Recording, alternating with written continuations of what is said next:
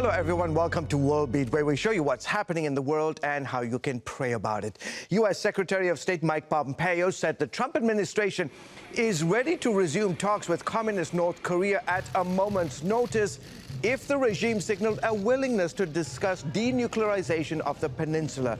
Talks between our two nations, by the way, stalled following Trump's second meeting with Kim Jong-un in Vietnam. Meanwhile, testimonies from more than 600 North Korean defectors claim the government routinely carries out public executions, often at riverbanks, markets, or in schools. The South Korea-based Transitional Justice Working Group released a map showing dozens of locations where North Koreans were reportedly publicly executed for crimes related to theft, violence, and politics. North Korea is one of the worst human rights violators in the world. Christians face persecution and severe punishment for worshiping outside state-controlled churches. Joining me is Tony Perkins, the newly appointed chair of the bipartisan U.S. Commission on International Religious Freedom. Tony, thank you so much for coming on the show, and congratulations on your appointment. There are, as you know, several state-sanctioned churches in North Korea, but these are just show churches, right? Yeah, they're nothing more than a facade. Look, North Korea is one of the worst countries in the world when it comes to religious freedom. I mean, look, repressive governments hate religious freedom. They're fearful of their people having the ability to express their faith because there is no moral foundation for a repressive government, and so they're very concerned about religious freedom. And the tyranny, the repression that we see in North Korea is, again, it's unparalleled. What price does a North Korean pay for following Jesus Christ?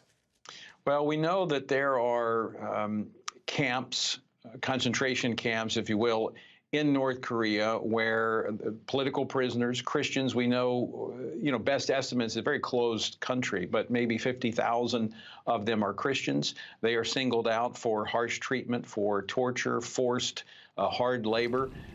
And there is in North Korea, it's more of a worship of the ruling family. And so no religion of any sort is tolerated.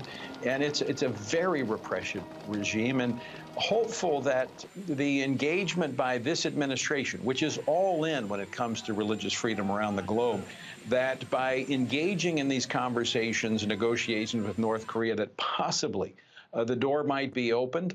The North Korean people clearly have been locked away from the rest of the world, but if they get a glimpse of what true freedom is like, maybe we could see freedom coming to North Korea in the future. Yeah, Tony, talk to that very specific point. As you know, talks between our two countries have so far focused on trade and denuclearization. Why isn't human rights and religious freedom a part of those discussions? Well, I actually think they have been.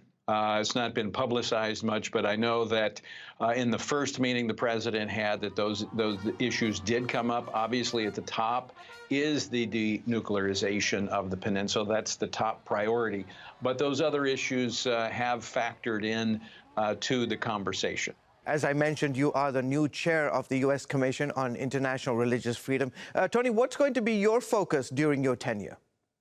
Well, there is a lot happening around the world. We're seeing unprecedented levels of persecution of people of faith, Christians being probably the largest religious group that is being persecuted. But we look at China. We have the Uyghur Muslims that are being put into concentration camps, somewhere between 800,000 to 2 million of them.